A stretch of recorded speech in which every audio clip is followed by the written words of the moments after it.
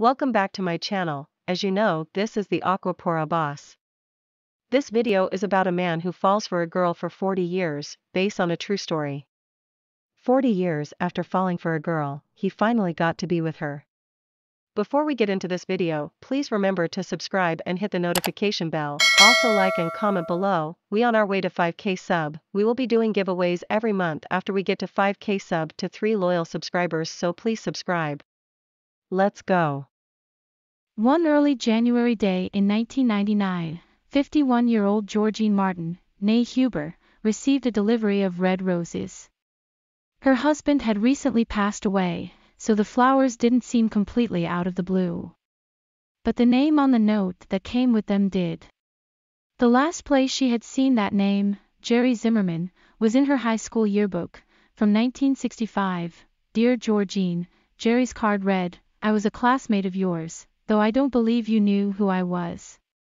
I was painfully shy, and you were the prettiest girl I had ever seen." It was true that Georgine hardly remembered Jerry. Nearly 4 decades had passed since their paths first crossed in the hallways of Farnsworth Junior High School in Sheboygan, Wisconsin, where she still lived. Though I now live in D.C., I keep close ties to Sheboygan, Jerry continued. I returned several times a year. And now to the crux of this letter. I will be visiting the weekend of May 15th, and I'm wondering if we could meet for a coffee. I am, however, sensitive to the recent loss of your husband. If this approach comes too soon, I will understand, and wait another 40 years, why not? Georgine thought to herself as she put down the letter. She was certainly curious to see what Jerry looked like after so many years. If nothing else, it would be nice just to chat with him. She wrote back and agreed to meet with him that spring. In Washington, D.C., Jerry anxiously checked his mailbox each day. When Georgine's reply came, he was elated. She finally said yes. Georgine didn't know it, but she had broken Jerry's heart all those years ago. Jerry's interest in Georgine Huber began when he noticed her in the 9th grade. Her sparkling eyes gave him a euphoric jolt whenever they glanced, albeit fleetingly, at him. Jerry's shyness prevented him from saying a single word to her until their junior year in high school. A newly minted driver, Jerry was on his way to school one morning when he spotted Georgine walking with a friend. Before he could talk himself out of it, he pulled over and asked the girls whether they wanted a ride. They did. The friends climbed into the front seat, with Georgine sitting next to Jerry. The beautiful girl he had been pining for was sitting just inches away, and it petrified him. Unable to think of anything to say to break the ice, Jerry didn't even introduce himself. Once at school, his passengers thanked him and went on their way. Jerry spent all day mulling over his next move.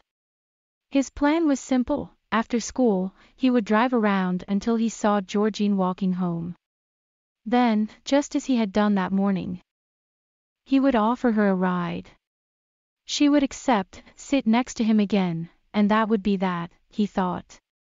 Happily ever after, when the last bell rang, Jerry raced to the parking lot and started driving around the school. He soon found Georgine walking with the same girl from that morning.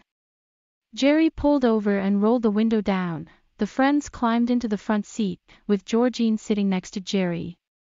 The beautiful girl he had been pining for was sitting just inches away, and it petrified him. Unable to think of anything to say to break the ice, Jerry didn't even introduce himself. Once at school, his passengers thanked him and went on their way. "Fancy another ride?" he asked. Georgine looked at him. "No, we're going to walk." "No." Jerry couldn't believe it. In his mind, the three of them were already good friends. He slowly rolled the window back up and drove away, devastated. It only got worse. The following year, their senior year, he learned that Georgine was engaged. Jerry didn't dare approach her again. After high school, Jerry found work making deliveries for an electrical and plumbing wholesaler. He enjoyed the job until he was sidelined by a back injury in 1983. Jerry, then 36, was forced to do desk work, which he hated. A divorce and the death of his father added to his misery. Text, the girl he was pining for was just inches away, and it petrified him. Then one evening, Jerry opened up the Sheboygan Press and saw an ad for the University of Wisconsin. "Do you want to improve your life?" it asked. Intrigued, he read on. The ad advised a meeting with one of the college's counselors at the local library. By the end of his meeting, Jerry was signed up for 2 classes. He wasn't totally convinced more school would help redirect his path, but he really enjoyed his coursework, and he eventually earned a degree in physical geography. Jerry soon left Wisconsin for Spokane, Washington, where he worked as a cartographer in the mapping department of the U.S. Geological Survey. He was later promoted to the U.S. Department of Defense's mapping agency in Washington, D.C.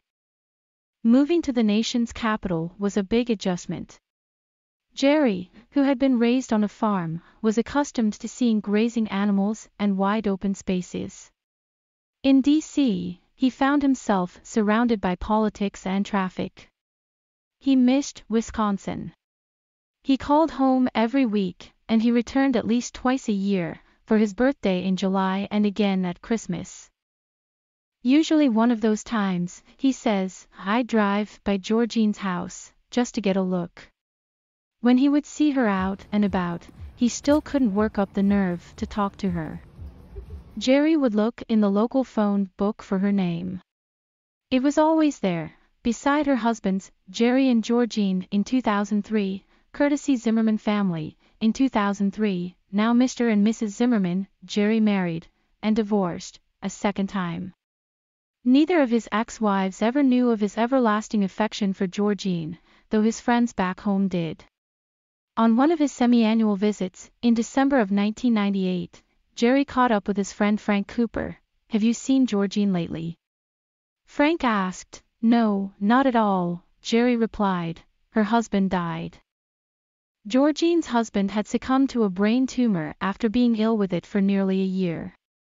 All that time, Georgine had been his caretaker. Jerry had to go back to Washington, but before leaving town, he stopped at a local florist. While he didn't want to seem insensitive to Georgine's husband's death, he didn't want to waste any more time. Leaving his shyness behind, he wrote a note to send with the roses. Composing the letter was easy. The difficult part, on that cold winter day, was squeezing all his warm feelings for her onto one little card. When he got back to D.C., Jerry was already looking forward to his next trip home in May. Once he learned that Georgine was interested in getting together, he couldn't wait. He called her that night, and the two spoke for more than an hour.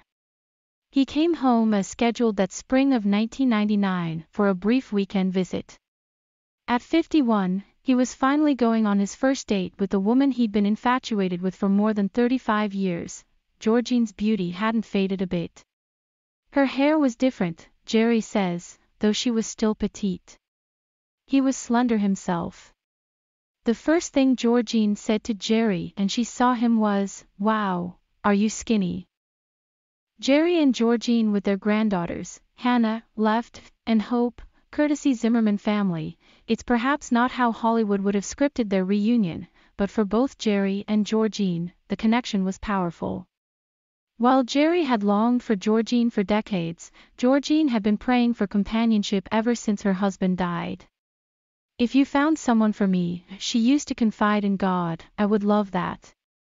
The two of them had such a great time on their coffee date that they made plans to see each other again when Jerry came back to Wisconsin for a longer visit in July. Jerry was home for 10 days that summer. He spent every one of them with Georgine. The pair took daily walks, usually in a park not far from Lake Michigan. On their third or fourth outing, they decided to stroll along the western banks of the lake instead. The waters were blue, the sounds were gold, Jerry says, and my heart was there, or our hearts, I should say. It was the perfect setting for Jerry to confess the full extent of his feelings. "I'm in love with you," he told Georgine. Then he asked her to marry him. "It was totally unexpected," Georgine says, "but I just knew he was the one." She said yes, and Jerry felt triumphant. He now had 2 yes to overcome that no from so long ago. His next trip to Washington was his last. Jerry quit his job with the government and moved back to Wisconsin. Decades earlier, the most beautiful girl in the world married someone else. That winter, the most beautiful girl in the world married him. Their 24 wedding guests received a version of Georgine and Jerry's love story, 40 years in the making, that Jerry had written. Last year, he shared that story with Reader's Digest with this postscript: for several years, things were great. Then I developed a limp. Georgine knew what it was, but I needed to hear it from a neurologist. Parkinson's disease. It's now in its advanced stages, but Georgine and I continue to love each other while I battle debilitating symptoms. Moreover, we love the Lord and we're grateful for what we have together because it's perfect for us. Happily ever after indeed.